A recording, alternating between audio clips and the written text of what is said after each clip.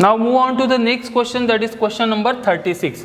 Again this is very easy question. जब हमने work power energy का जो फर्स्ट लेक्चर पढ़ाया था बच्चों, उसी में वर्क के बारे में जब मैंने बताया था तो इसका आंसर वहीं पर छुपा था। तो देखिए सबसे पहले क्वेश्चन को रीड करते हैं। क्या बोला है क्वेश्चन में, in case of negative work the angle between the force and displacement is. तो बच्चों वर्क यानी क्या कहते हैं, हमने क्या डिफाइन किए थे, work is nothing but the dot product of force and displacement, है ना। तो जैसे देखिए वर्क डन को हम डिफाइन करते हैं, that is dot product of force and displacement. Dot product मतलब क्या होता है बच्चों, इसको मैग्नीट्यूड फॉर्म में लिखेंगे तो एफ एस कॉस थीटा, है ना। तो ये कॉस थीटा की जो वैल्यू है बच्चों, ये डिसाइड करेंगे कि हमारा वर्क डन जीरो है, पॉजिटिव है या निगेटिव वर्क डन है। तो सपोज हम किसी ऑब्जेक्ट के ऊपर फोर्स लगा रहे हैं, फोर्स की डायरेक्शन कहीं इधर है बट डिस्प्लेसमेंट उसका अपोजिट डायरेक्शन में। ऐसा भी होता है जो हम चलते हैं, समझ में आ रहा है, जब हम चलते हैं तो फ्रिक्शन फोर्स कैसा काम करता है, फ्रिक्शन फोर्स पीछे की ओर काम करता है तब हम आगे जाते हैं। जब फ्रिक्शन नहीं होगा तो हम चल ही नहीं पाएंगे।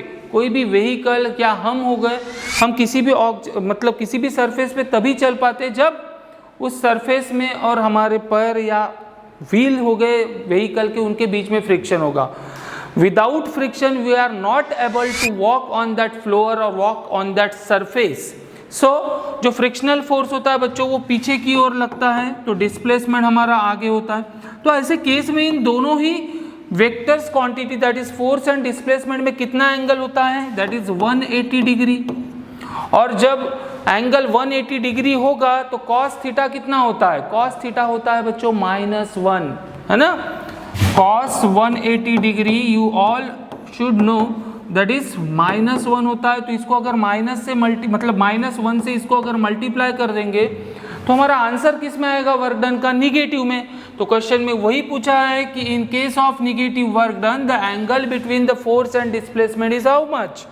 सो it is nothing but 180 degree. मतलब हमारा ऑप्शन नंबर डी जो था इस क्वेश्चन का, it is a correct answer. Okay, now move on to the next, that is question number 37।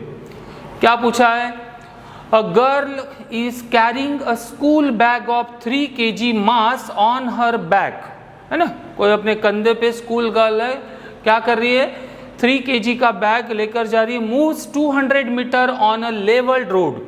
एक लेवल्ड रोड मतलब बताया था मैंने, लेवल्ड मतलब जिसका सरफेस एक जैसी है हॉरिजेंटल लेवल पर, वो कहीं पर भी उसकी हाइट ना तो बढ़ रही है ना कम हो रही है, समझ में आ रहा है, एकदम प्लेन रोड है। सो 200 मीटर के प्लेन रोड पर 3 kg का जो भी वेट है उसको कैरी कर रही है। तो work done against the gravitational force be will be. तो सपोज देखिए फिर से इसको समझने के लिए वेरी सिंपल क्वेश्चन है अगेन ये भी। सपोज ये कोई सरफेस है, यहाँ पर कोई पर्सन है जो क्या कर रहा है, अपने कंधों पर एक बैग लेकर आगे बढ़ रहा है ना। अब ये कैसे जा रहा है, इस डायरेक्शन में मूव हो रहा है सपोज। और जो रोड सरफेस है वो कैसा है बोला है, लेवल्ड रोड मतलब प्लेन सरफेस है। सरफेस कुछ ऐसा नहीं हो रहा है कि मतलब ओरिजिनल इसमें से कुछ हाइट पर वो ऊपर चढ़ रहा, नहीं, ऐसी केस है ही नहीं, यहाँ पर लेवल्ड रोड है। तो क्या होगा, डिस्प्लेसमेंट इधर हो रहा है। अब मुझे बताइए इस ऑब्जेक्ट का जो भी वेट है या जो भी उसने ऑब्जेक्ट को पकड़ा है 3 kg की जो बैग है वो कैसी काम करती है। कोई भी ऑब्जेक्ट रहे उसका weight on the surface of earth कैसा काम करता है, वर्टिकली डाउनवर्ड। देखा मैंने जैसे इस पेन को रिलीज किया नीचे आ गया, किस वजह से नीचे आ गया, only because of gravitational force acting on that object. So इस ऑब्जेक्ट के ऊपर भी जो ग्रेविटेशनल फोर्स है वो कैसा काम कर रहा है, वर्टिकली डाउनवर्ड, है ना। डिस्प्लेसमेंट हो रहा है इधर, फोर्स लग रहा है इधर। ग्रेविटेशनल फोर्स की बात की इसलिए हम ग्रेविटेशनल फोर्स के बारे में ही बात करेंगे। सो ग्रेविटेशनल फोर्स हमेशा कैसा काम करता है, वर्टिकली डाउनवर्ड डिस्प्लेसमेंट हो रहा है। सपोज राइट डायरेक्शन में मतलब फोर्स और डिस्प्लेसमेंट के बीच में एंगल कितना है, 90 डिग्री। समझ में आ रहा है, कौन सा फोर्स वर्क कर रहा है वो हमें निकालना है, तो हमें उस पर्टिकुलर फोर्स की भी बात करना होगा। अगर फ्रिक्शन फोर्स होता तो यहाँ पे 180 डिग्री बनता, किसके बीच में, हमारा जो डिस्प्लेसमेंट और फोर्स के बीच में, बट अभी बात हो रही है ग्रेविटेशनल फोर्स की। सो क्या बोला है क्वेश्चन में, बोला है कि work done against the gravitational force, तो again work done is equal to F S cos theta as discuss in the previous question. Theta की वैल्यू बच्चों 90 डिग्री होने की वजह से कॉस थीटा कितना हो जाएगा, कॉस 90 होता है 0, so there will be no work done by the gravitational force. समझ में आ रहा है, बाकी अदर फोर्सेस वर्क करेंगे, जैसे जो फ्रिक्शनल फोर्स है वो उसके वजह से वर्क होगा, निगेटिव वर्क डन होगा, बट ग्रेविटेशनल फोर्स यहाँ पे कोई भी वर्क नहीं कर रहा है। सो ऑप्शन जो डी था हमारा यहाँ पर, it is a correct option. Now move on to the next, again question number 38। क्या पूछा था बच्चों इस क्वेश्चन में, a iron sphere of mass 10 kg, क्या बोलता है, एक आयरन से बना हुआ स्पीयर है जिसका मास कितना है 10 kg, has the same diameter as aluminium sphere of mass 3.5 kg। देखिए एक है हमारा आयरन से बना हुआ स्पीयर है और दूसरा क्या है जिसका डायमीटर सेम है, बट ये किससे बना हुआ, एल्यूमिनियम से, ठीक है। एक है हमारा 10 kg का, दूसरा है 3.5 kg का spear. Both spears are dropped simultaneously from the tower, from a tower। कोई पर्टिकुलर टावर मतलब एक सर्टन हाइट से दोनों स्पीयर को एट अ टाइम क्या कर रहे हैं, हम ड्रॉप कर रहे हैं। when they are 10 metre above the ground, ठीक है, एक हाई मतलब क्या हाइट से हम उसको ड्रॉप कर रहे हैं, तो जब वो 10 मीटर अबोव रहेंगे, कहाँ से, ग्राउंड सरफेस से, then they have the same, तो उन दोनों के पास ऐसी कौन सी चीज है जो सेम रहेगी, तो पहली चीज है एक्सेलरेशन। बच्चों एक्सेलरेशन की वैल्यू किसके ऊपर डिपेंड है, कौन सा एक्सेलरेशन होगा यहाँ पर, वो नीचे क्यों आ रहे हैं, बिकॉज अर्थ का जो ग्रेविटेशनल है फोर्स है वो कंटिन्यूसली उसके ऊपर वर्क कर रहा है और उसी के वजह से वो एक्सेलरेशन भी हो रहा है। मतलब एक्सेलरेशन की कौन सा है, ये ग्रेविटेशनल, मतलब एक्सेलरेशन ड्यू टू ग्रेविटी वाली बात चल रही है यहाँ पर। तो देखिए acceleration due to gravity g, इसकी वैल्यू होती है gm/r²। आपने क्लास 10th में पढ़ चुके हैं बच्चों ग्रेविटेशनल में, ग्रेविटेशन जो चैप्टर था आपका, g मतलब क्या होता है, यूनिवर्सल ग्रेविटेशनल कांस्टेंट, जिसकी वैल्यू किसी के ऊपर डिपेंड नहीं रहती है। देन m क्या है, m is the mass of earth and r is the radius of earth. मतलब एक्सेलरेशन ड्यू टू ग्रेविटी की वैल्यू किसके ऊपर डिपेंड है, मास ऑफ द अर्थ और रेडियस ऑफ द अर्थ। मुझे बताइए ये एल्यूमिनियम से बना है, ये आयरन से बना है, तो इसका असर यहाँ पे कहीं दिख रहा है क्या, इसका मास 10 kg है, इसका मास 3.5 kg है, तो मास ऑफ स्पीयर या मास ऑफ अदर ऑब्जेक्ट के ऊपर डिपेंड करती है क्या ग्रेविटेशनल एक्सेलरेशन, नहीं। तो क्वेश्चन में वही पूछा है कि कौन सी चीज सेम रहेगी, जो चीज इनके मास के ऊपर डिपेंड नहीं रहती, इनके मटेरियल के ऊपर डिपेंड नहीं करेंगी, उसके ऊपर मतलब हमारी जो भी क्वांटिटी वो डिपेंड नहीं करती होगी।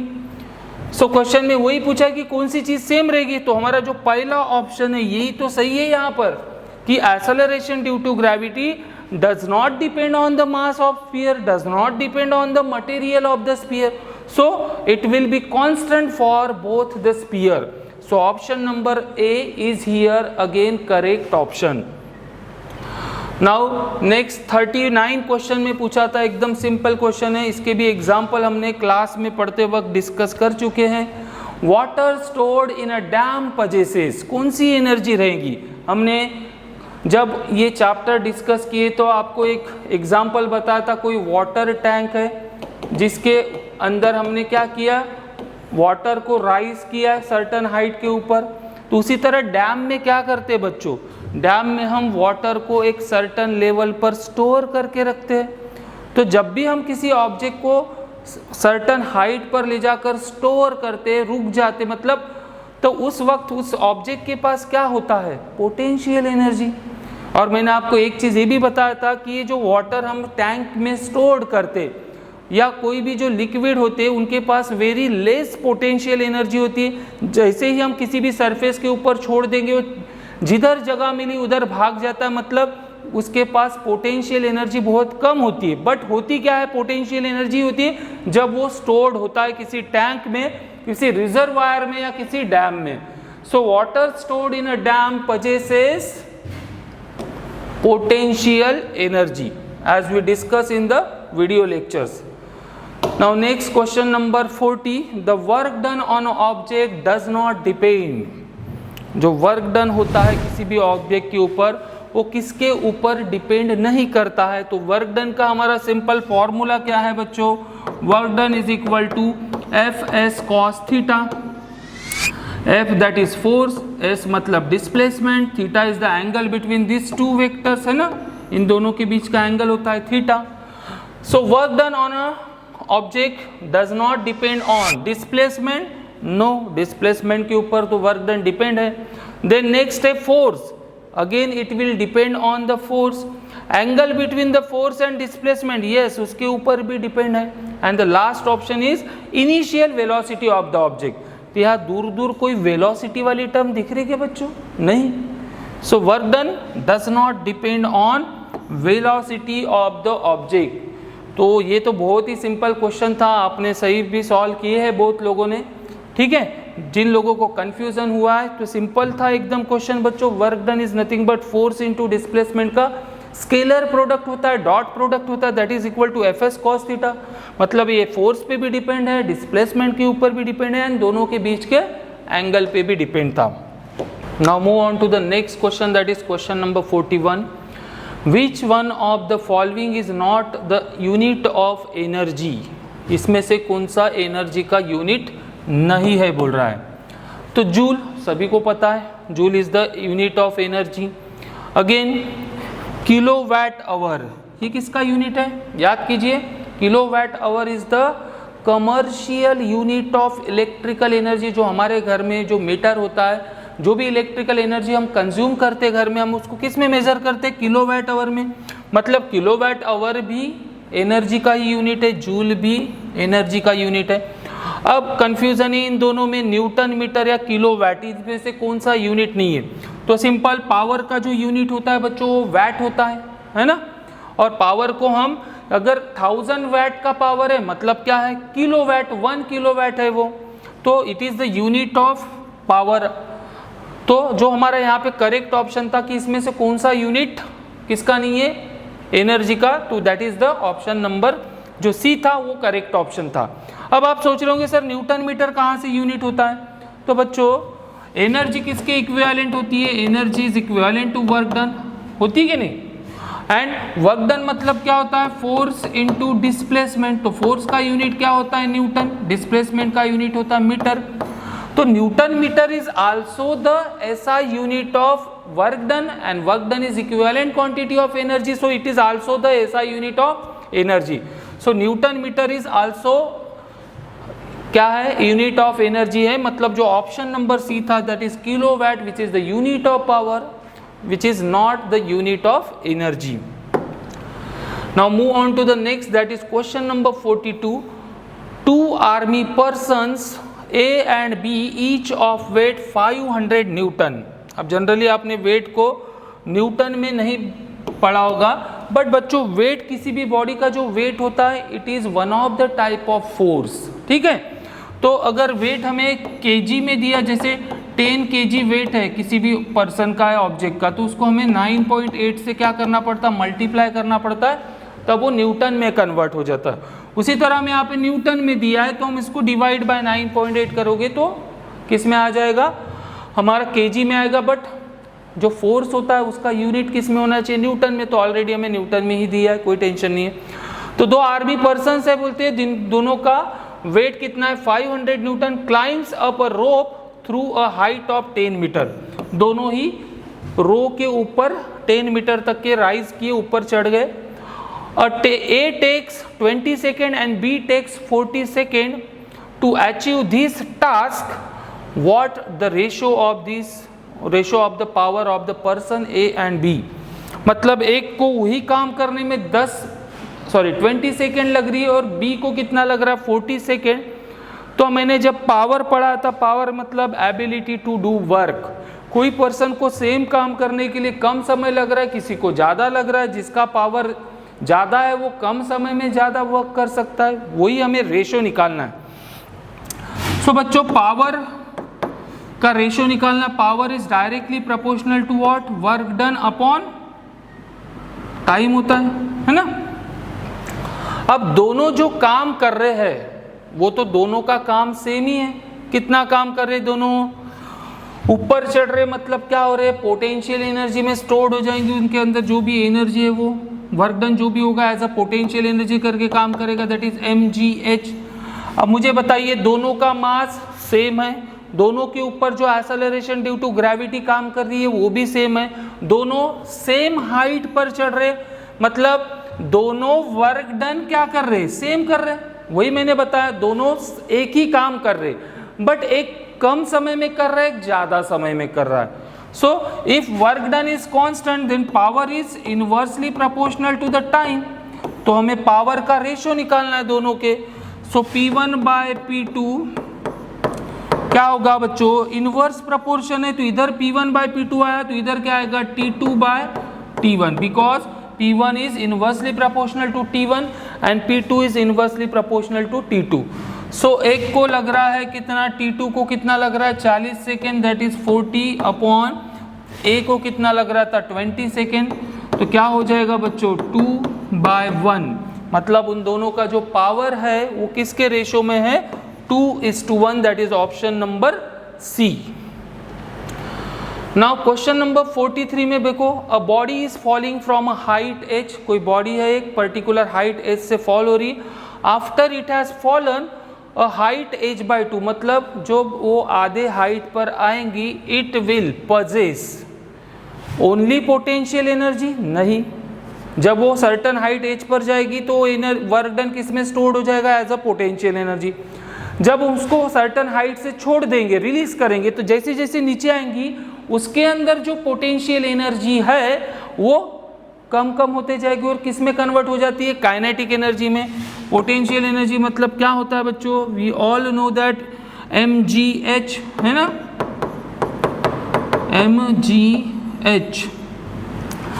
अब मुझे बताइए जब कोई भी ऑब्जेक्ट पहले हाइट h पे था, अभी h/2 पर आ गया, तो मुझे बताओ हाइट आधी होने से उसका मास कम होने वाला है क्या, ग्रेविटी पे भी निग्लिजिबल असर गिरेगा, सिर्फ हाइट हमारी हाफ हो रही है, हाइट हाफ होंगी तो पोटेंशियल एनर्जी की वैल्यू भी हाफ होगी।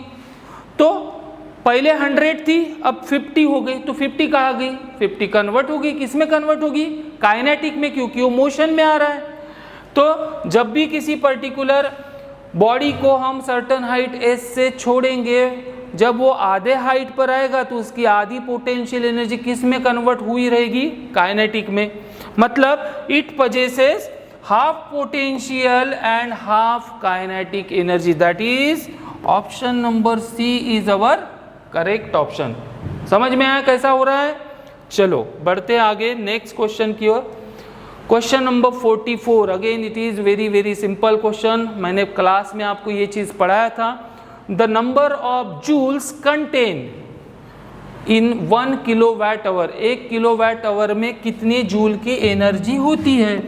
सो 1 किलोवाट आवर ऑलरेडी अपने कॉपी में लिखा होना चाहिए था, कोई एक्सप्लेनेशन देने की ज़रूरत नहीं है, ऑलरेडी मैंने इसको एक्सप्लेन करवाया था। 1 किलोवाट आवर मतलब क्या होगा, 1 इंटू किलो मतलब क्या 1000 यानी 10 to the power 3 आवर। अब 1 आवर मतलब क्या होता है 60 मिनट, 60 मिनट यानी 1 मिनट यानी 60 सेकेंड। सो क्या हो जाएगा बच्चों, इसका आंसर जो था 3600 इंटू 10 to the power 3, या इसी को हम लिख सकते 36 इंटू 10 to the power 5 और 3.6 इंटू 10 to the power 6, है ना। तो हमें क्या पूछा है, the number of joules contain in 1 kilowatt hour. तो how many joules contain in 1 kilowatt hour, that is 36 into 10 to the power 5 और 3.6 इंटू 10 to the power 6।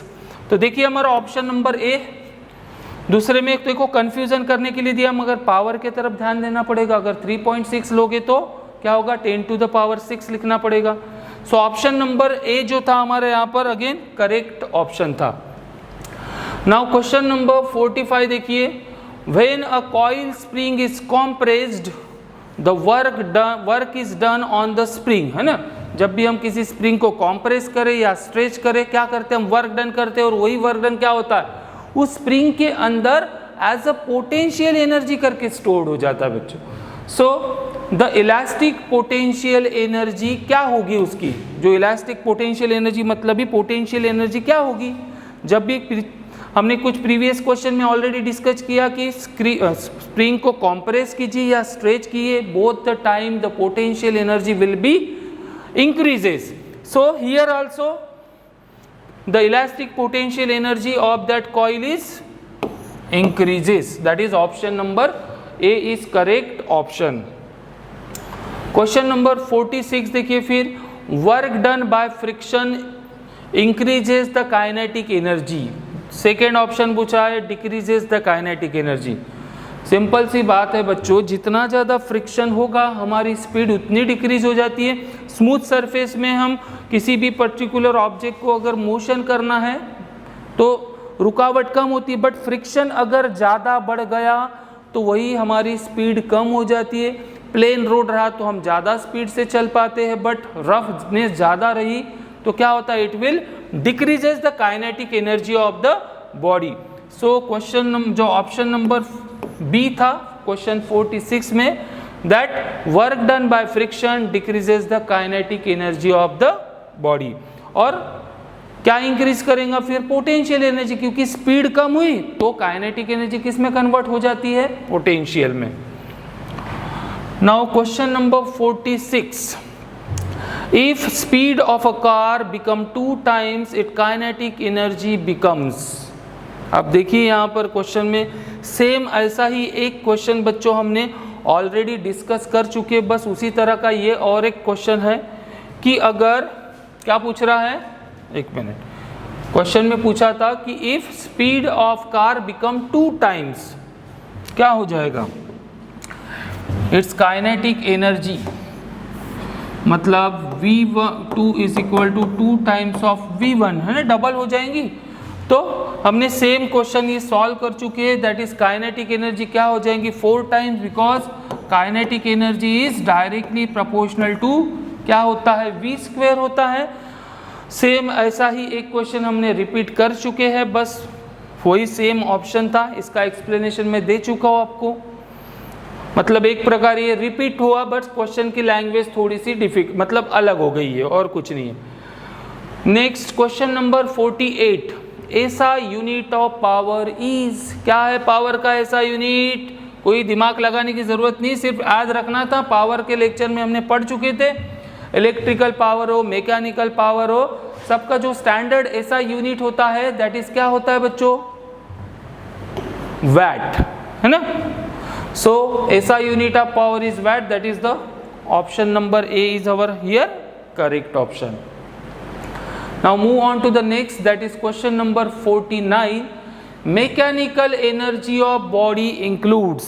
फिर से सेम सिमिलर क्वेश्चंस हमने डिस्कस कर चुके हैं, मतलब स्टार्टिंग के जो हमारे क्वेश्चंस हुए उस क्वेश्चन में मैंने बताया वो किसी भी बॉडी के पास जो टोटल एनर्जी होती है जो मोशन में होता है that is mechanical energy, it is nothing but it has a potential as well as kinetic energy. So types of energy में हमने स्टार्टिंग में ही पढ़े थे इस चैप्टर के वीडियो लेक्चर में, that is mechanical energy of body is nothing but it includes kinetic as well as potential energy. So option number C again here correct option. And the last question of our exam paper that is question number 50, 1 joule work is said to be done. कब हम किसी भी particular object ने 1 joule का work किया ऐसा कब कहेंगे, क्या बोल रहा है, work done by the object is said to be done when, work done का फॉर्मूला क्या होता है बच्चों, फोर्स इनटू डिस्प्लेसमेंट, है ना, जो जनरल फॉर्मूला होता है। तो कोई भी ऑब्जेक्ट ने 1 जूल का वर्क किया, ऐसा कब बोलेंगे? जब कोई ऑब्जेक्ट 1 न्यूटन का फोर्स लगाने के बाद अगर वो उसको 1 मीटर से डिस्प्लेस करता होगा। सही है, 1 इंटू 1 करोगे तो आपको क्या मिलेगा? वर्क डन की वैल्यू आएगी 1 जूल, है ना। फोर्स का ऐसा यूनिट न्यूटन है, डिस्प्लेसमेंट का मीटर है, दोनों का मल्टीप्लिकेशन करोगे तो वर्क डन आएगा, जो भी किस में आएगा वो ऐसा में ही आएगा, that is 1 joule. So a force of 1 newton displaces a body by 1 centimetre. देखो यही आप गलतियां करते हो और गलतियां किए भी हुए बहुत सारे बच्चों ने, तो ये चीज ध्यान रखना। फिर दूसरे ऑप्शन में बोला a force of 1 newton displaces a body by 1 metre. अब सही है हमारा, फोर्स का ऐसा यूनिट न्यूटन, डिस्प्लेसमेंट का ऐसा यूनिट मीटर, सो आंसर भी किस में आएगा? ऐसा यूनिट में, that is joule. Third option में देखो फोर्स का ऐसा यूनिट न देते उसने सीजीएस यूनिट दे दिया डाइन, तो ये चीजें आपको ध्यान रखना है, इसमें दोनों ही सीजीएस दिया है। तो अगर एक सीजीएस रहेगा एक ऐसा रहेगा, ऐसा तो हम कर ही नहीं सकते हैं और हमारा आंसर भी एसआई में नहीं आ पाएगा। सो ऑप्शन नंबर बी जो था बच्चों यहाँ पर करेक्ट ऑप्शन था। ठीक है, सो हमारा जो पेपर हुआ था उसके क्वेश्चन नंबर 26 से 50 तक के जो भी क्वेश्चन थे, जो भी एक्सप्लेनेशन था, जो भी लॉजिक था उस क्वेश्चन को सॉल्व करने का, ईच एंड एवरीथिंग मैंने अभी आपको यहाँ पर क्लियर करवा दिया। ठीक है बच्चों, सो ऐसे ही और भी पेपर्स हमारे होने वाले हैं, हम हर पेपर का एक्सप्लेनेशन, ताकि आपको हर एक कॉन्सेप्ट जो भी आपके मतलब कंफ्यूजन है वो सब चीज़ें क्लियर होना चाहिए। सो चलिए मिलते हैं नेक्स्ट वीडियो में। Till then thank you very much for watching and have a nice day.